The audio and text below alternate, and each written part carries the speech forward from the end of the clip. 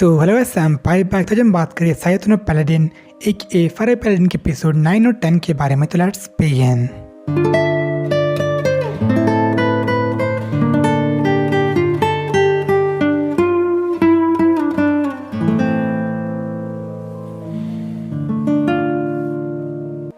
तो फाइनली वो सब लोग पहुंचते व्हाइट सेल्स, और बेसिकली व्हाइट सेल्स थी वो इकोनॉमिक सिटी थी। मतलब वहाँ पे बहुत सारा गुड्स आता जाता था वहाँ से, तो वहाँ पे कोई भी टोल वगैरह नहीं लगता वहाँ पे आने का।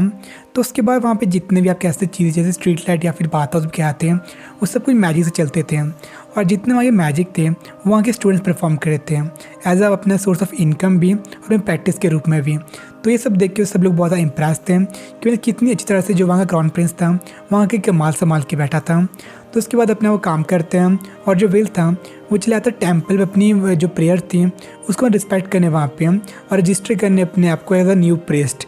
और वहाँ पे जो जाता है उसे पता चलता है जो ग्रेसफिल थी उसके प्रीस्ट बहुत ज़्यादा अनकॉमन थे, मतलब बहुत ही कम थे, इसलिए उन्हें करनी पड़ेगी प्रेयर ऑफ फेयर डिटेक्शन, जब कह सकते एक प्रकार की प्रेयर थी ताकि वो जान सके जो बंदा सच बोल रहा है कि नहीं, कि मतलब वो किसी इविल गॉड का प्रीस्ट तो नहीं है, वर्चुअस गॉड के बेस में आके वहाँ पे।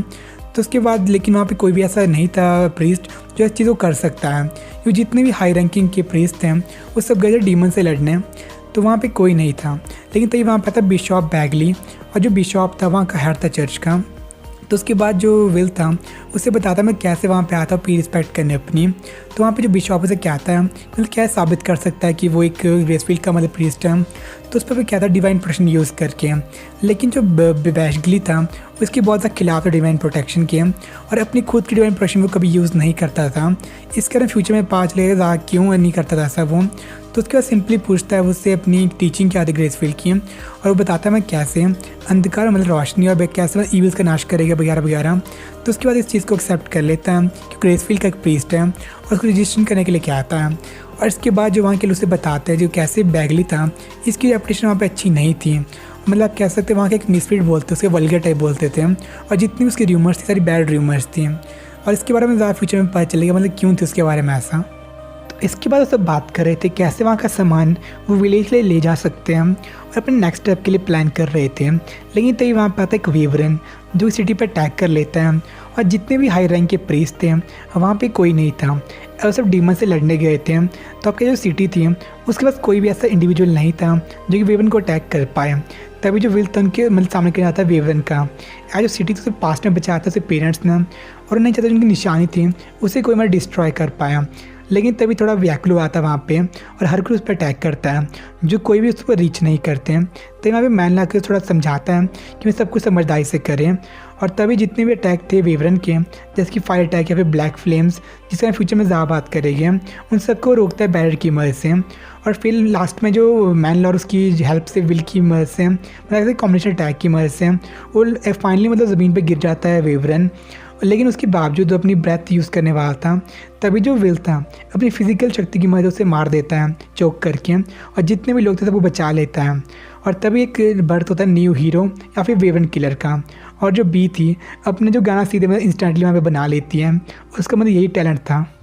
तो इसके बाद हमें दिखता है क्राउन प्रिंस जो कि बहुत ज़्यादा हैरान था कि मतलब कैसे अभी भी उस सिटी में ऐसे लोग थे जो कि वेवन को रोक सकते थे, क्योंकि जो जितने वहाँ के पावरफुल लोग थे सब गए थे डीमंस को मारने के लिए। तो उसके बाद जितने वहाँ के लोग थे सब मतलब रिकन्स्ट्रक्शन काम शुरू कर लेते हैं ताकि मैं सिटी को फिर से चला सकें। और जो विल था इससे मैं थोड़ा भी खुश नहीं था उसके एक्शन से, क्योंकि उस वेवन को नहीं हरा पाया था चुटकी में, मतलब हमें बहुत ज़्यादा टाइम वेस्ट कर लिया था उसने, जिससे जितना नुकसान मतलब बढ़ गया था वहाँ पे। तो उसके बाद वहाँ पे एक आता है आप कैसे प्रीस्ट आता है जो कि उन्हें बताते क्राउन प्रिंस ने उन्हें बुलाया है वहाँ पे, और जो विल था वो चाहता था अपने रिस्पेक्ट को पे करने के लिए।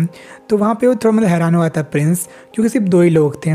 पर पहले से लगता था बहुत सारे लोगों की टीम होगी, लेकिन वो गलत था इस चीज़ के ऊपर। तो एज अ थैंक्स वो मतलब उसको मांगता है एक विश करने के लिए, मतलब कुछ भी मांगने के लिए कहता है विल को।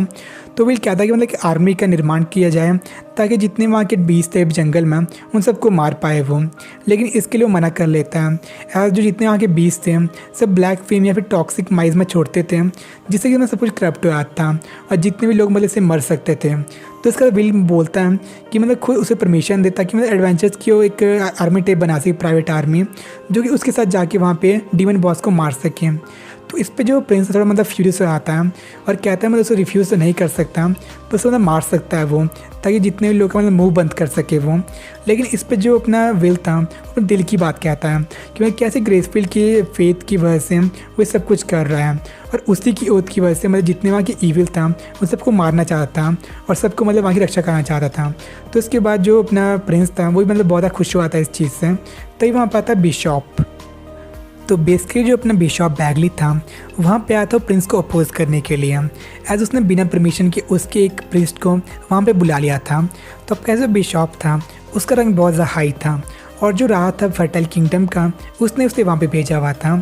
तो अब कैसे सिर्फ वहाँ पे वही एक आदमी अपोज करता प्रिंस के लिए, एज जो प्रिंस की पर्सनैलिटी बहुत ज़्यादा ट्विस्टेड थी, इसलिए वहाँ पे रोकने आया था उसको, ताकि मतलब विल को कोई हार्म ना पहुँचा सके वो। और तभी हम उसकी जो पर्सनैलिटी उसके बारे में पता चलता है।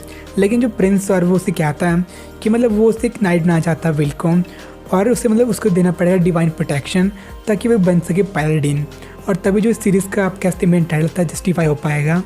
और तभी उसके बाद वहाँ से चले आता बिशॉप वगैरह सब वहाँ से, और वहाँ की जो उसकी डॉटर थी एक, मतलब आप कह सकते हैं ऑर्फनेज की एक वहाँ की स्टूडेंट थी उसकी, उसे बताते उसकी ट्रू पर्सनैलिटी के बारे में।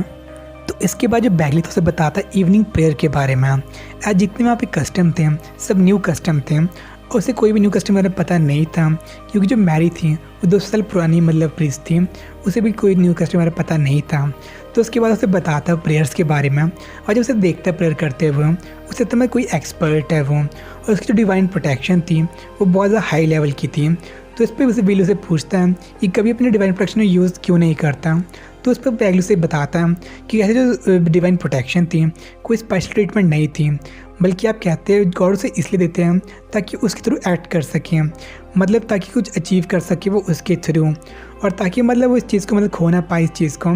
तो उन्हें जो अपने डिवाइन प्रोटेक्शन थी उसे मतलब सही तरीके से यूज़ करना चाहिए, ना कि जिस तरह मतलब मैक्सिमम लोग वहाँ पे करते थे। मतलब सिंपली क्या था, डिवाइन प्रोटेक्शन कोई टूल नहीं था। उसके बाद उसका क्वेश्चन था, उसके बारे में बताता है वो जो भी सिटी थी आप कहते हैं वाइट सेल्स की, वो बहुत ज़्यादा नई नई बनी हुई थी, और वहाँ पे जो इंफ्रास्ट्रक्चर वगैरह कुछ भी डेवलप नहीं था। इसलिए जो बैगली था उसमें वेट मतलब वहाँ पे डालना पड़ता है कि ताकि मतलब वहाँ पे कुछ काम हो सके, और उसे बराबरी बराबर यूज़ करनी पड़ती थी ताकि मतलब वहाँ का काम वगैरह करा सके वो। लेकिन अगर लोग उसे देखता था करते हुए तो मतलब उनको थोड़ा दुख होता कि मैं कैसे किसी करप्ट आदमी के पास इतनी बड़ी डिवाइन प्रोटेक्शन हो सकती है, इसलिए वो इस चीज़ को कभी यूज़ नहीं करता वो। और उसका एक और मानना था कि जितने भी डिवाइन प्रोटेक्शन थी उसका सही उपयोग उनको स्टोर करके हो सकता है, और जितने मतलब सही काम थे उसने वाइस बिशॉप को दे रखे थे अपने चर्च के, ताकि मतलब जो गॉड्स का काम है वो भी साथ में वो कर सकें, और जितने वहाँ का मतलब फाउंडेशन वगैरह काम है वो अपने मतलब वेट की वजह से कर सकें। और बिशॉप जो था उसके अगेंस्ट था आईडी के विल को पैलेडिन बनाने के, क्योंकि इसमें बहुत ज़्यादा रिस्क था और नहीं चाहता मतलब विल इस चीज़ को फेस करे इतनी कम उम्र में। तो उस पर जो विल कहता है कि भाई जो सब कुछ कर रहा है वो मतलब उसकी मर्ज़ी से कर रहा है, ग्रेसफील्ड की मर्ज़ी से, और जो चीज़ वो अचीव करना चाहती है ग्रेसफील्ड, जो पैलेडिन था उसका एक स्टेप था, और मुझे अचीव करने के लिए ज़रूरी बनना पड़ता है पैलेडिन। तो उस पर आप कैसे बिशॉप की उसने बातें सुनी थी उसी चीज़ को उसने वापस बता लिया। तो उस पर बिशॉप उससे एक्सेप्ट कर लेता चीज़ को, और कुछ जो प्रीस्ट थे उनकी मदद के लिए मैं छोड़ने के लिए तैयार हो जाता है। तो आप कहते हैं इसके बाद से जो उसकी रिस्पेक्ट थी बिशॉप की उस अंदर में बहुत ज़्यादा बढ़ गई थी। तो उसके बाद वो चला जाता है कुछ एडवेंचर्स को ढूंढने के लिए, ताकि वो अपना मिशन के लिए ले आ सकें वहाँ पे डीमन बीस्ट को मारने के लिए। और बेसिकली मैं उससे मैंने बताता है कि मतलब कोई भी ऐसे एडवेंचर को ना चुने जो कि मनी के लिए जा रही हो, बल्कि ऐसे एडवेंचर चुने जो कि ग्लोरी या फिर प्रेस्टीज के लिए जा रही हो। तो आप कह सकते हैं मतलब सिर्फ मनी उनका मोटिव नहीं था। तो मैक्सिमम पीपल जो थे इससे कोई खुश नहीं थे, और सबके सब जो जितने वहाँ के एडवेंचर मना कर लेते हैं। लेकिन एक वहाँ पे स्वॉर्डन बैठा हुआ था जो कि वहाँ पे इंटरेस्टेड था इस चीज़ में। तो उसका उसे पूछता है कि मतलब इसमें उसका फ़ायदा क्या है इतना रिस्क लेने का। तो उस पर बेसिकली वो बताता है कि वहाँ पे सिर्फ डीमन बीस्ट को मारने नहीं जा रहे हैं, बल्कि उनका डीमन बॉस है वहाँ पे उसको मारने जा रहे हैं। और ये मिशन बहुत ज़्यादा मतलब फैटल है, लेकिन इसकी आउटकम अब कैसे हिस्ट्री में उनको याद किया जाएगा, वो कर पाएगी इस चीज़ को। तो उस पर उस चीज़ को एक्सेप्ट कर लेता है। उसको एक्सेप्ट करते ही बहुत से एडवेंचर भी वहाँ पर आ जाते हैं उस चीज़ को एक्सेप्ट करने के लिए। और उस वर्ड का नाम था रेस्ट ऑफ द पेनिट्रेटर, और वो बहुत ज़्यादा फेमस था वहाँ पे, और उसकी बहुत ज़्यादा स्टोरी या फिर टेल्स थी जिनमें से बी को मतलब बहुत ज़्यादा मालूम थी। और बहुत ज़्यादा इंटरेस्टेड से मिलने के लिए, क्योंकि जितनी भी स्टोरीज थी रेस्टोव की मतलब बहुत ज़्यादा क्लियर नहीं थी, क्योंकि रेस्टोव अकेले काम करता था और मतलब बहुत जल्दी काम को ख़त्म कर लेता था। मैं जैसे ही किसी जॉब को एक्सेप्ट करता कुछ ही टाइम में उसको ख़त्म कर लेता था। तो आपका जितनी भी स्टोरी थी मतलब उसकी क्लियर नहीं थी, लेकिन इस चीज़ के लिए मना कर लेता बताने के लिए। और तभी जो बी थी उसे कहती हैं कि मतलब इस जॉब के बाद वो करते पेनिट्रेटर वर्सेस पैलेडिन का मैच, तो इस चीज़ को एक्सेप्ट कर लेते हैं। तो कहते हैं नेक्स्ट हमें चीज़ को देखने के लिए मिल सकता है शायद। तो इसके बाद जो कुछ टाइम के बाद जो विल था उससे वहाँ का प्रिंस बनाता है एक नाइट, और जो उसका वाइस बिशॉप था चर्च का उसी तरह डिवाइन प्रोटेक्शन या फिर आप कह सकते ब्लेसिंग टाइप। तो उसके बाद बन जाता है अपना पैलेडिन। तो अब कह सकते जो सीरीज़ थी अब यहाँ से मेन स्टार्टिंग हुई इस चीज़ की, और इस तरह बन जाता है फार अवे पैलेडिन, और यहीं पे एपिसोड ख़त्म हो जाता है। और आप कह सकते यही पॉइंट से स्टोरीज़ को एक्चुअल शुरुआत होती हैं। तो मिलते हैं next episode, sayonara, bye. Feel करो खुद को, उड़ने लगा मैं आसमान में।